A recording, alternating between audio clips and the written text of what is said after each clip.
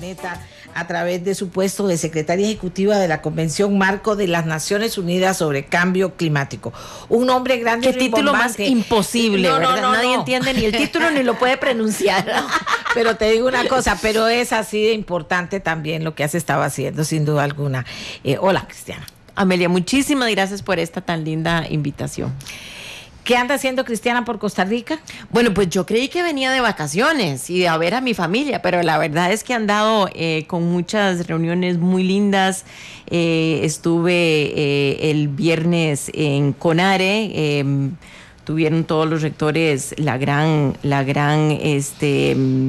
oportunidad, me dieron la gran oportunidad de estar en Conare con ellos. Hoy estoy en plenario de Asamblea Legislativa. La verdad es que es un gran gusto estar en mi patria. ¿Cómo aprovechas esos espacios, Cristiana? Porque te has convertido de referente muy importante en nuestro país, sobre todo en relación a cambio climático y ambiente. ¿Cómo aprovechas esos espacios? ¿Qué mensaje llevas? Bueno, pues el viernes que estuve en Conare lancé un mensaje de por qué fue lo que se dio entre el desastre de Copenhague que tuvimos en el año 2009, en donde no pudimos llegar a un acuerdo, y cuáles fueron las diferencias que llevaron a un acuerdo de París. Y ahí se saca el mensaje muy claro que hay que colaborar, que estos son temas muy complejos, son globales, por supuesto, y que solo se sale adelante colaborando y respetando las diferencias entre los países. Lección aprendida, respetando las diferencias que tenemos entre nosotros los seres humanos, entre los diferentes, a todo nivel. Hay que respetar y honrar las diferencias, pero buscar ahí espacios mancomunados, claro, al mismo tiempo que se respetan las diferencias, para poder salir adelante con agendas que son más complejas. En esto del cambio climático, en esto del ambiente, hay mucho, como decimos los ticos, mucha hablada, y todo el mundo habla y todo el mundo quiere. Pero ¿cuáles son realmente las acciones que han tenido incidencia en algún tipo de cambio? Porque lo que oigo ahora con la barrera coralina de Australia, cuando no es una cosa es otra, en la que decimos, el hombre no va a parar nunca, no va a hacer nada que incida en revertir o en parar lo que está pasando. Bueno, pues aquí la realidad, la triste realidad es que ya le hemos cargado a la atmósfera una gran cantidad de concentración de gases de efecto invernadero, cuyos impactos estamos todavía sintiendo y vamos a seguir sintiendo. Entonces aquí hay como un desfase entre los impactos, por ejemplo, sobre los corales, que vamos a seguir sintiendo. Ese desfase se da contra un tiempo que nos hemos impuesto para poder empezar a bajar las emisiones, que lo vamos a tener que hacer dentro de unos cuantos años y empezar a bajar. Pero la verdad es que ya vemos indicios positivos de que estamos teniendo ya, por lo menos vamos en la dirección correcta, no al paso ni con la velocidad que debiéramos, pero vamos en la dirección correcta. ¿Por qué digo eso? Porque ya llevamos 2 años seguidos de que tenemos un crecimiento global del PIB de por lo menos 3%, pero no hemos crecido en emisiones. Ya llevamos 2 años seguidos en que la gran cantidad, el 90% de la nueva capacidad energética instalada en el mundo es de energía renovable.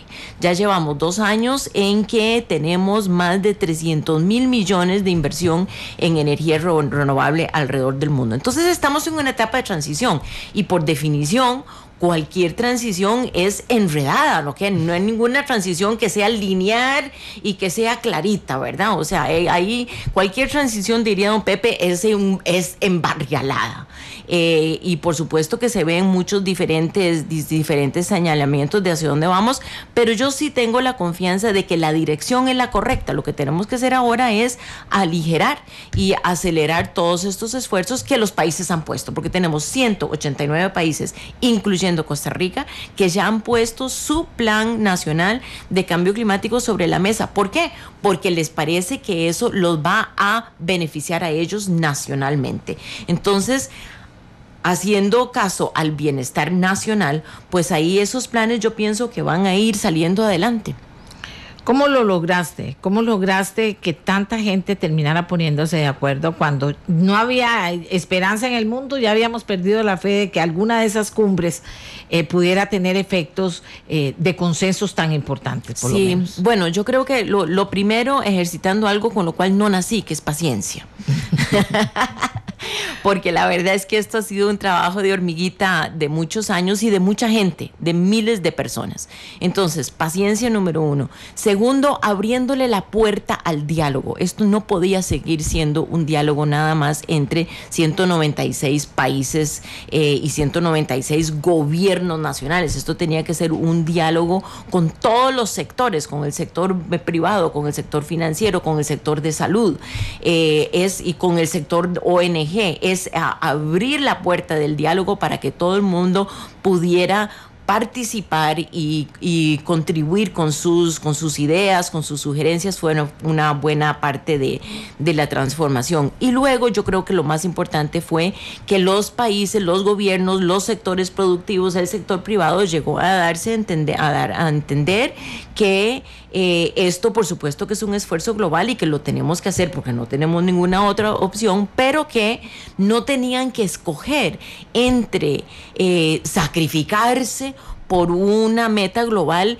y por otro lado estar poniendo sobre la mesa los avances del bienestar nacional, sino que más bien estas dos cosas se conjugan y se fortalecen mutuamente.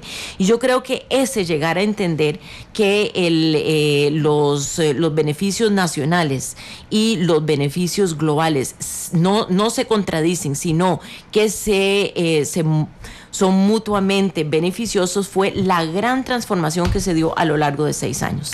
Vamos a ver, ¿cómo llegas a ese cargo en las Naciones Unidas? ¿Y qué es lo que tuviste que hacer? Porque ya renunciaste y te vas en julio, pero ¿qué era? ¿Cómo llegaste y qué era lo que tenías que hacer?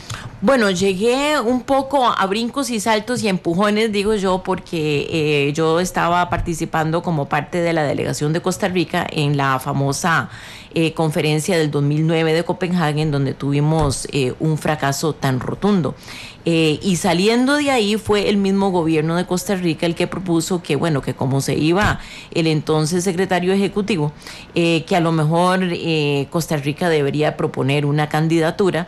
La verdad es que les costó bastante convencerme de que yo debería ser el chivo de sacrificio ahí de ese rol, pero ya una vez que yo entendí lo que quería el país y la visión global que se podía lograr, pues entré con mucha gana, con mucho entusiasmo, y sí, trabajé durante 6 años, pero no trabajé sola, Amelia. Yo creo que ahí lo importante es entender que aquí trabajaron miles, si no millones de personas durante 6 años, desde cada rincón del mundo, desde cada país del mundo, porque todo el mundo ha entendido que esta situación que venimos llevando es una situación que no puede seguir, que tenemos como seres humanos que tomar una decisión bastante fuerte de ni más ni menos de cambiarle el rumbo a la economía mundial. Y ya cuando se fue avanzando, ¿verdad?, ese entendimiento, pues yo la verdad es que le agradezco a la gran cantidad de personas que echaron abajo un poco su perfil individual y sus intereses individuales, como lo hizo cada país, para poder salir adelante con una agenda global. ¿Qué hacías durante el tiempo en que estuviste, y en esta etapa ya estás finalizando y entregando, pero qué es lo que hacías? ¿Cuáles eran las responsabilidades que te dieron? Bueno, yo tenía la responsabilidad del diálogo directo con cada uno de los gobiernos del mundo, para que ellos fueran identificando si querían colaborar y cómo querían colaborar y cómo eso les iba a ayudar a su propia agenda de desarrollo sostenible. Ese era el mandato que se me dio. ¿Y tuviste que comunicarte con cada uno de los gobiernos? Con cada uno de los gobiernos del mundo, sí, de los cuales hay 196. Cada uno único, ¿verdad? Cada uno con situaciones políticas, técnicas, económicas completamente distintas, y ninguno se puede comparar, y a veces, ¿verdad?, tenemos esa falta de respeto de decir, bueno, tal país y tal país, o tal región, como si los países fueran unos la copia del otro. La verdad es que cada país es completamente individual y cada uno tiene una historia diferente, y cada uno se aproxima a una conversación global desde un punto de vista diferente. Entonces, número uno, para mí, aprender todas esas diferencias que tienen los países, respetar esas diferencias y al mismo tiempo invitarlos a una conversación y a un esfuerzo global. Pero también yo decidí desde muy temprano en en el ejercicio de ese servicio que se me encargó, que no podían ser nada más los gobiernos, que aquí el sector privado también tenía que tener una voz contante y sonante, porque al final de cuentas, pues es el sector privado el que tiene el acceso al capital, el que tiene la tecnología, y eso es lo que tiene que cambiar, y que también se le tenía que dar una voz muchísimo más participativa a las ONGs. Y entonces el abrir esos espacios de conversación y de participación, pues fue una batalla bastante dura, porque por supuesto que uno siempre quiere, o el sistema lo que quiere es mantener una conversación con el mínimo de personas en la mesa, porque es más fácil, porque en el momento en que tenés más y más y más voces se va poniendo más complejo el asunto. Pero yo me di cuenta que bueno, esto es complejo y habrá que hacerlo, pero hagámoslo todos en conjunto. ¿Qué rescatás de ese diálogo con tantísimas personas de poder diferentes en el mundo?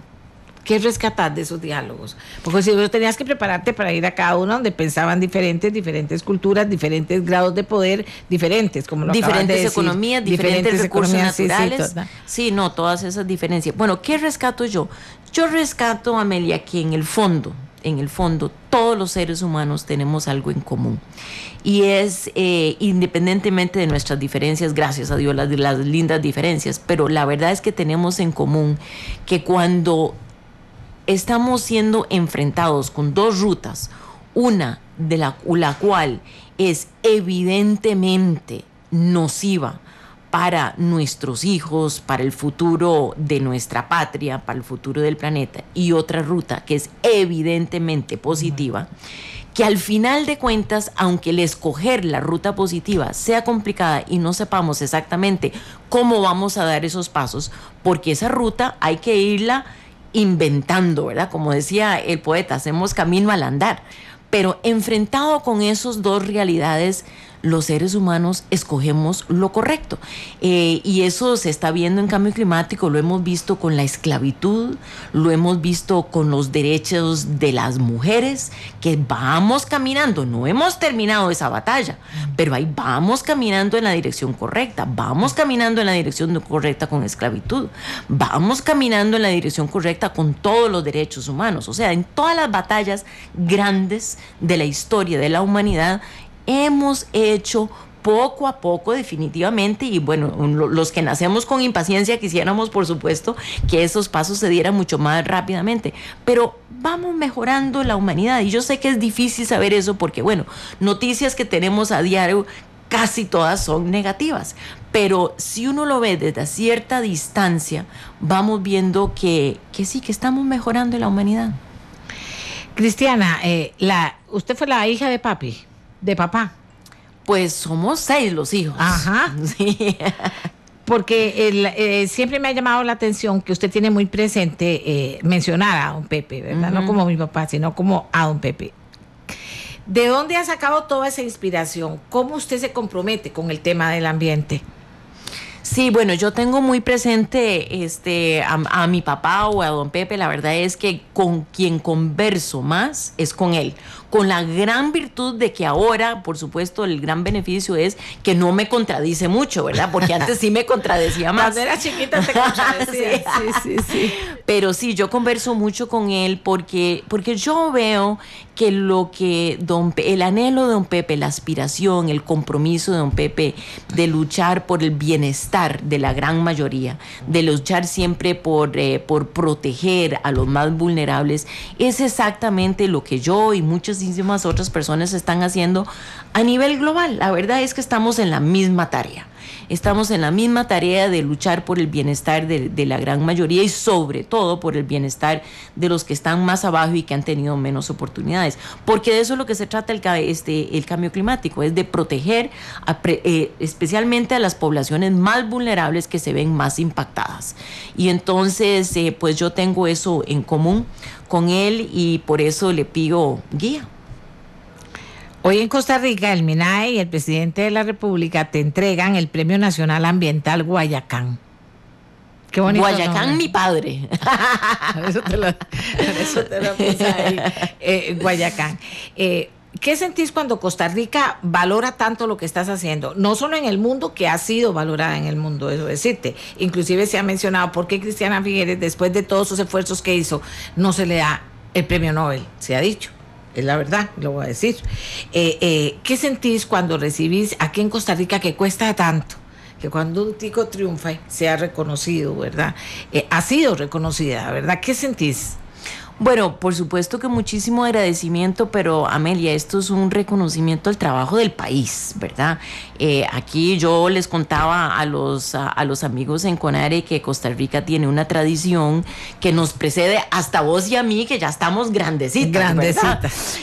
Aquí la primera planta de energía renovable se construyó en 1884. O sea, no estamos hablando de 1900 algo, no, 1884.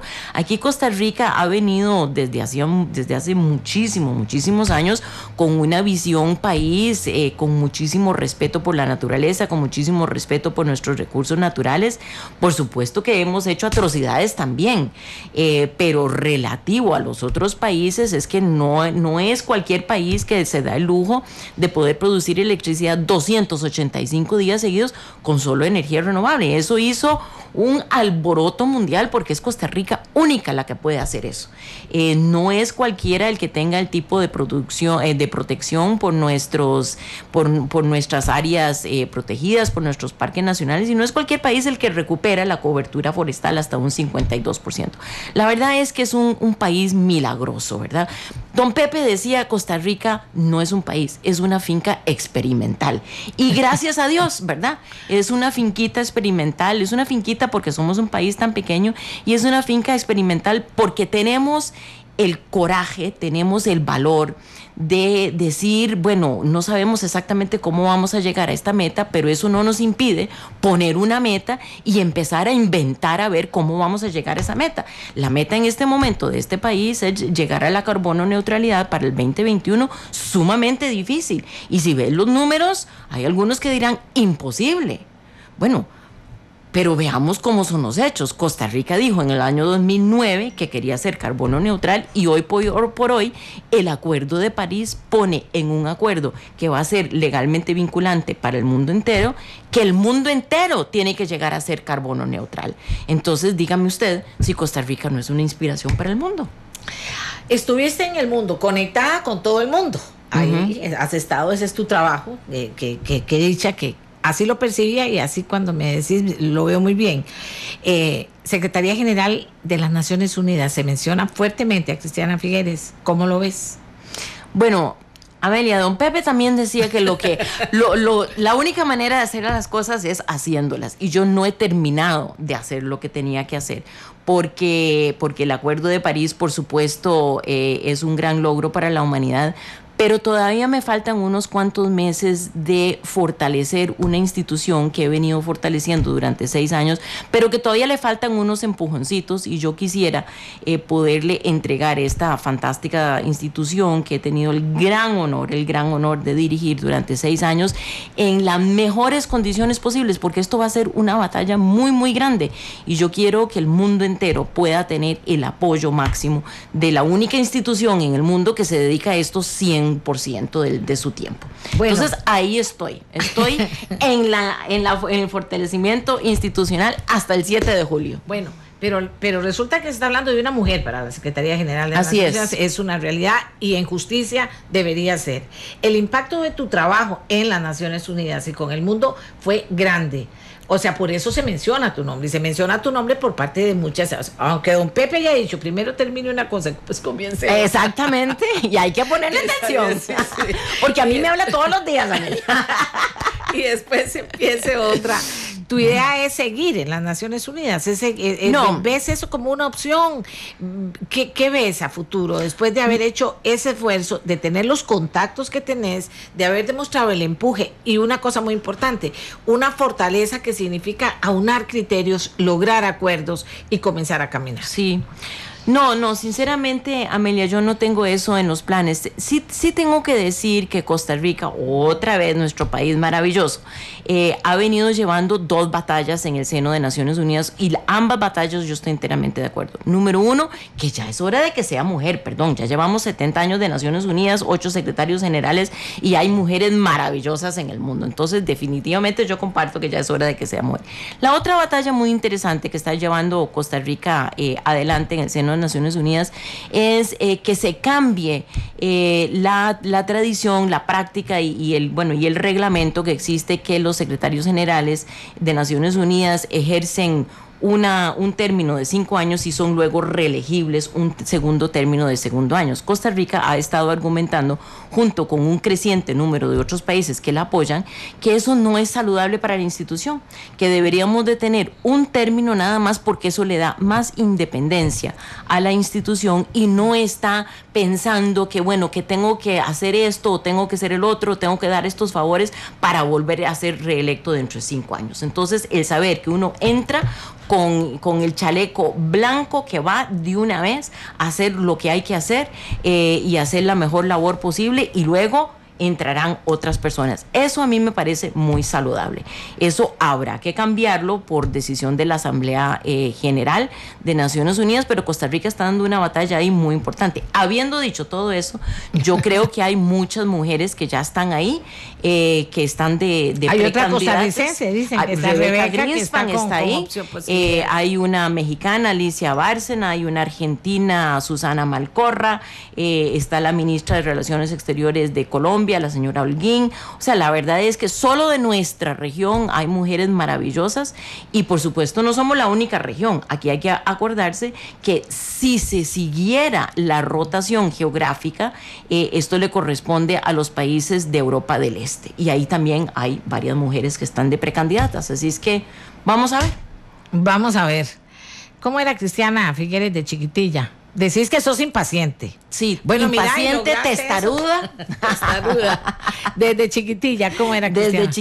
Desde chiquitilla, testaruda, pero sí, tal vez con una disciplina férrea que la heredé de ambos padres, que son ambos muy, muy disciplinados.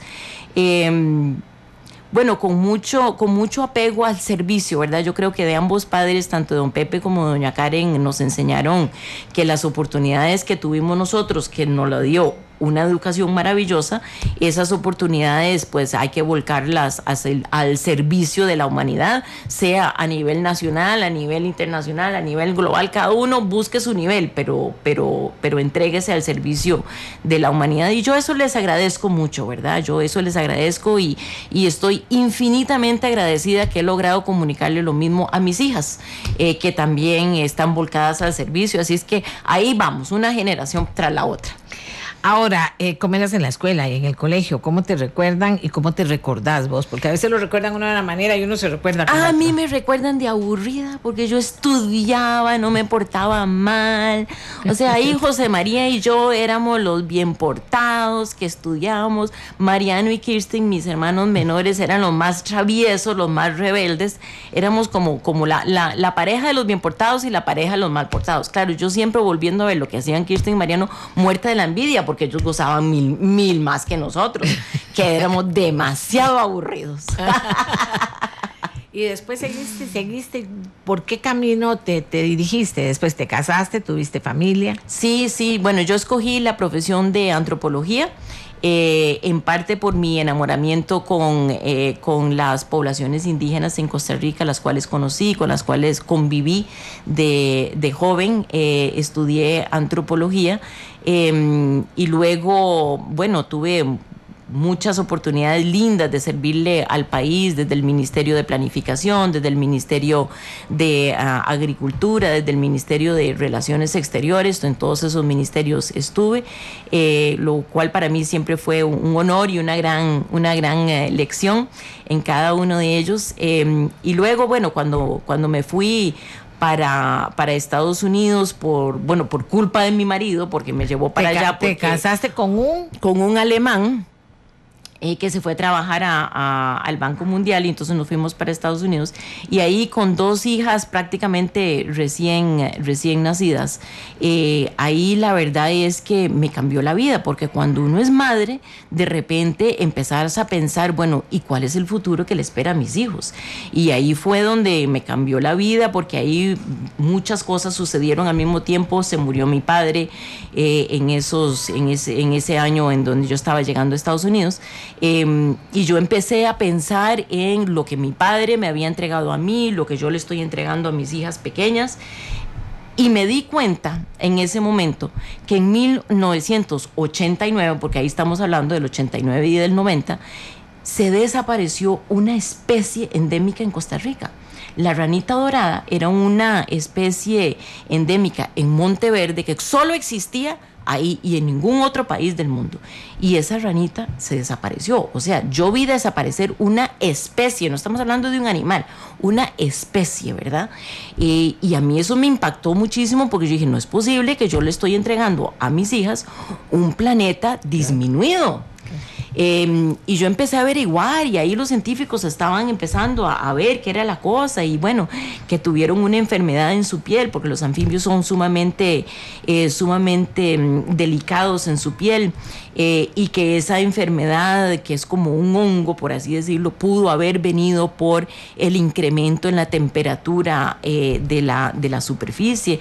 Bueno, en ese momento no se conocía mucho, pero yo empecé a estudiar y yo me asusté. Yo dije, bueno, no es posible que estamos viviendo ya condiciones que hagan exterminar una especie. Y ahí me fui metiendo poco a poco en el tema de cambio climático. Estábamos también en una presidencia, bueno, en la presidencia de José María, en donde él se había metido mucho con cambio climático, y yo la verdad aprendí muchísimo de lo que Costa Rica estaba haciendo. Costa Rica estaba haciendo maravillas en temas de cambio climático. Dijo, bueno, aquí hay que enseñarle al resto del continente. Y formé una pequeña ONG cuyo propósito era apoyar a todos los gobiernos y al sector privado de América Latina que entraran en este tema y se fueran capacitando y fueran viendo las oportunidades que tenían que ver. Bueno, y ahí me quedé en esa ONG y trabajando por el gobierno de Costa Rica en negociación de cambio climático durante muchos años, hasta el año 2009, en donde el ministro de entonces pues se le ocurrió que a lo mejor Cristiana podría ir a ver qué hacía con ese desastre, porque después de Copenhague nadie quería, ¿verdad? Eso estaba en un desastre, estaba en el basurero eso. Y bueno, entonces ahí fue Cristiana a recoger y a ordenar. Y aquí estamos. Bueno, pero sos entusiasta. Por supuesto, y apasionada. Y apasionada. O sea, sos una serie de cosas que te han llevado a donde llegaste. Por eso es que hago tanto hincapié en preguntarte, ¿y ahora qué va a hacer Cristiana? Bueno, pues yo creo, Amelia, que estoy todavía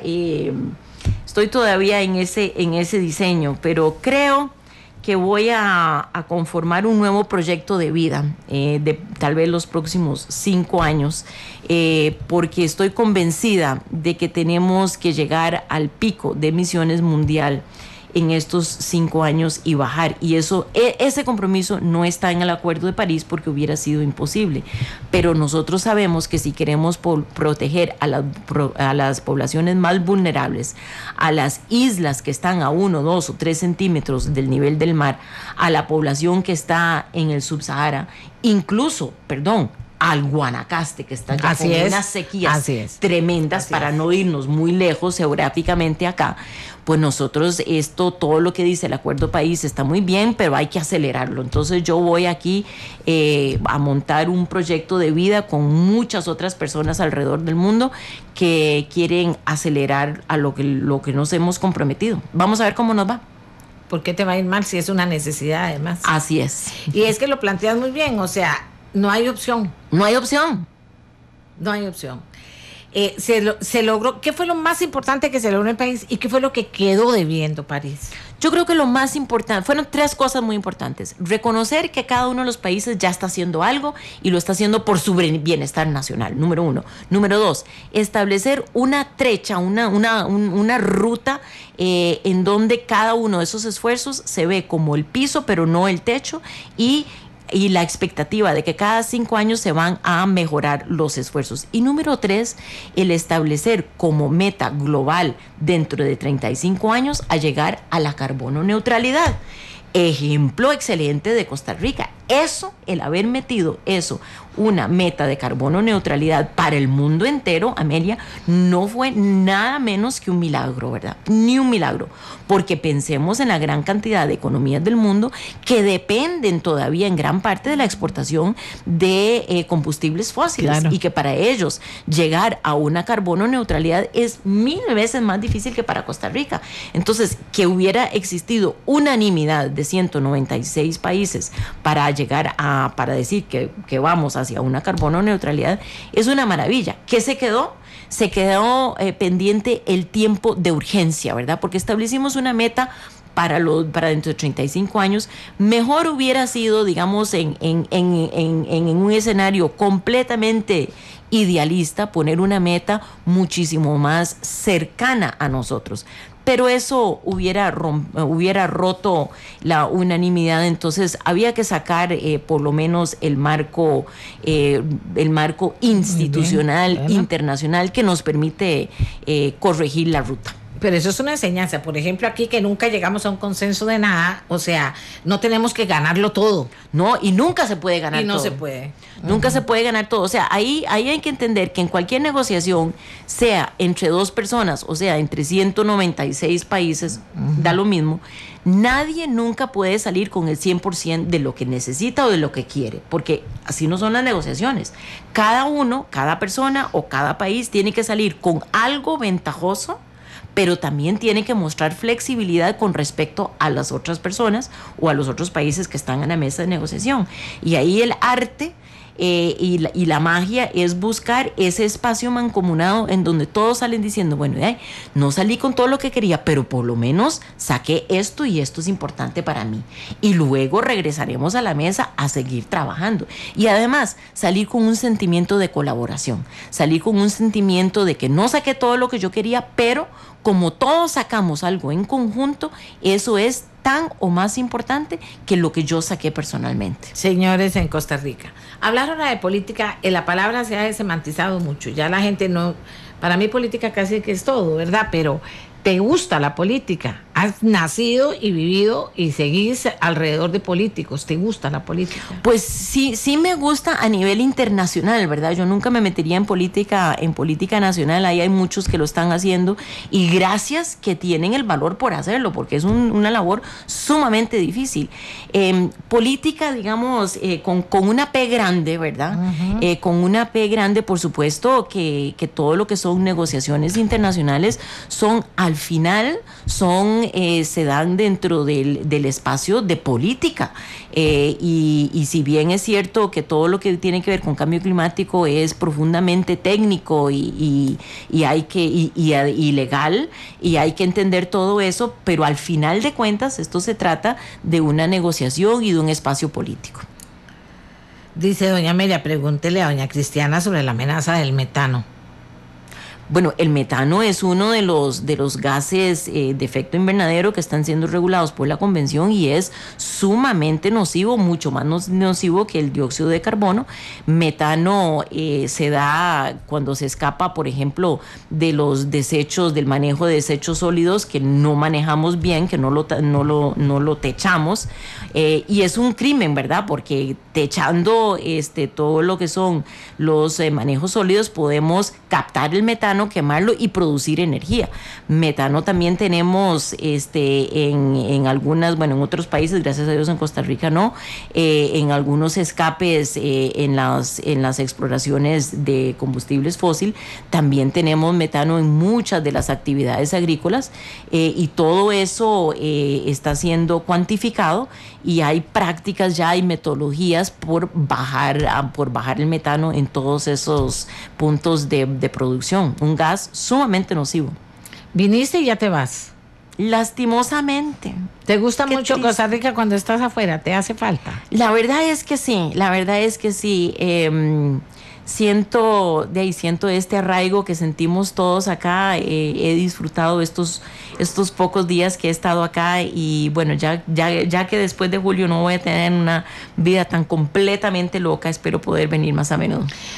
Decía José María Figueres en estos días, lo leí en alguna parte, ahora me conocen como el hermano de Cristiana. Sí, José tiene varios meses de estar diciendo eso. Y efectivamente son tan cercanos. Sí, la verdad es que yo tengo una muy linda relación con cada uno de mis 5 hermanos. Cada uno completamente individual y diferente uno con el otro. Ninguno es ni siquiera parecido al otro. Lo único que nos parecemos es en la marca de fábrica, ¿verdad? Que todos tenemos la nariz Figueres, pero fuera de eso las personalidades y los ojillos inquietos. Y los ojillos y las cejas tal vez.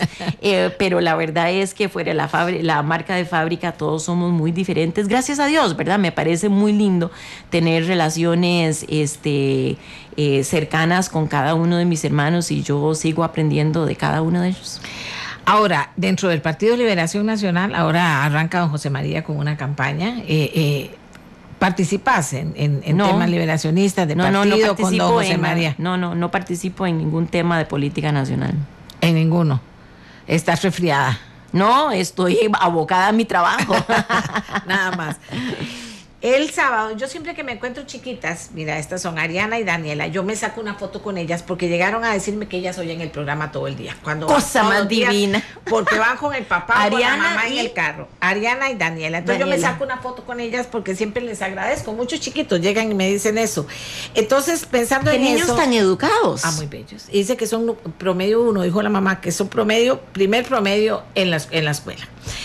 Pensando en los niños... porque los niños hay que trabajarlos, en los más jóvenes, ¿verdad? Y en estos niños de estas edades, pensando en las niñas, que a pesar de todo lo que ha avanzado el mundo y todo lo que se quiere hacer y que podamos ir en lo correcto en cuanto a qué tenemos que hacer, pero tan despacio en cuanto a que la mujer realmente pueda ir ocupando los espacios que tiene que ocupar. ¿Qué mensaje les das? ¿Qué mensaje les das vos como una triunfadora, como una tica que vieron en todas partes del mundo y que motivó a este país? ¿Qué mensaje les das?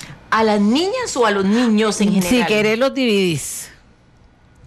Bueno, yo pienso, primero que todo, en tema de género, ¿verdad? Que Costa Rica hay otra vez un país milagroso, porque si nosotros vemos la cantidad de líderes mujeres que tenemos en este país, en todos los sectores, sector gubernamental, sector privado, sector financiero, la verdad es impresionante y seguiremos todavía avanzando ahí, pero eso es una maravilla y es un ejemplo para el resto del mundo.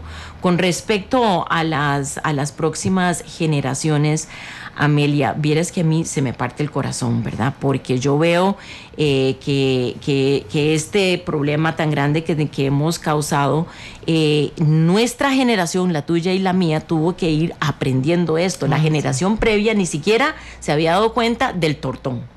Que es un tortón que tiene 150 años, pero hasta ahora lo estamos empezando a entender. Entonces nuestra generación, la tuya y la mía, heredó el problema y lo estamos empezando a entender y empezando a enfrentar. Pero la próxima generación es la primera generación que entra dentro de la producción económica, dentro de todo lo que es el movimiento económico, productivo del país, a sabiendas 100% de que estamos en un mundo completamente transformado y que ellos ya no tienen ninguna opción más que adaptarse a esos impactos y a terminar de buscarle la solución.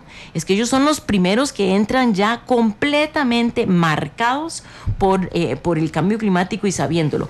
Por otro lado, Amelia, me parece que es una oportunidad muy linda para las próximas generaciones, porque aquí vamos a estar frente a una transformación bellísima en el sector energético, esa transformación que hemos visto en el sector de comunicaciones, en el sector de computación, en el sector de telefonía, esa transformación que hemos visto en los últimos 30 años. Yo no sé si vos te acordás del primer celular, pero era un celular que pesaba 3 libras, ¿verdad? Funcionaba 30 minutos y había que cargarlo 24 horas, o sea, una barbaridad, se llamaba el ladrillo, era el tamaño del ladrillo. Bueno, y ahora ve el tipo de telefonito que vos tenés enfrente, ¿verdad? Que tiene la capacidad multiplicada por 1.000.000 de lo que tenía el ladrillo, y eso en escasos 20, 30 años. Esa transformación tecnológica es la misma transformación tecnológica que vamos a tener en el sector energético. Entonces, nuestros hijos se van a estar riendo del tipo de movilidad que tenemos hoy, porque así como vos y yo nos reímos del ladrillo, ¿verdad? Como teléfono, pues ellos se van a estar riendo de la barbaridad que tenemos nosotros, de cómo nos movilizamos de ineficientemente y con ese grado de contaminación. Eso no puede seguir. Nosotros vamos a tener una transformación en este país y en el mundo entero, en el área energética, tanto en movilidad como en generación, que va a ser una maravilla. Aquí vamos a crear nuevas industrias, vamos a crear nuevos empleos. Ya tenemos nuevas profesiones a los cuales están acudiendo las generaciones nuevas, aprendiendo todo lo nuevo que vamos a poder implementar. Entonces yo estoy feliz porque yo voy a ser, número uno, una abuela divina que voy a consentir a mis abuelos, a mis nietos, pero además voy a ser una abuela que va a estar viendo esta maravilla de transformación que le va a beneficiar a todas las nuevas generaciones. Es que yo estoy contenta. Aquí me dicen, porque ve lo que me dicen, yo te quiero cerrar con eso, porque dicen, yo estaba en la ONU, en la sala de la Asamblea General, y aún me dice una persona, y aún no empezaba la sesión. Vi a Cristiana hablando con Merkel en alemán, luego con Lagarde del Fondo Monetario Internacional en francés, y luego con muchas personas más en diferentes idiomas. Me llamó enormemente la atención de que eso es un poco, que ella es un poco de lo que somos los ticos, entradores. Así es. Me encanta. Bueno. Y yo diría que sos una excelente conversadora, además, ¿verdad? O sea, no te pierdo. Cada vez que vengas siempre vamos a tener cosas de que hablar. Y en ese proyecto que estás, de vida que querés hacer cuando salgas ya de las Naciones Unidas, contá conmigo en la arenita que yo pueda ayudarte con muchísimo gusto. Muchas gracias. No, y Amelia, yo te agradezco a vos que mantengas a este pueblo tan informado y sobre todo que siempre levantas la bandera de la mujer. Así es que te agradezco mucho eso también. Y de la mujer y del ambiente. Y ella es una mujer y es el ambiente también. Las dos cosas. Mucha suerte. Gracias, de verdad, Amelia. Mucha suerte. Y ha sido un honor conversar con vos. Y todo el mundo está dando opiniones y mensajes. Por eso es que... Fantástico. Por eso estás viendo en tu teléfono. Gracias a Dios que no es un ladrillo. Gracias a Dios que no es un ladrillo. Que tengas mucha suerte. Gracias por sacar el ratito para haber estado conmigo. Gracias.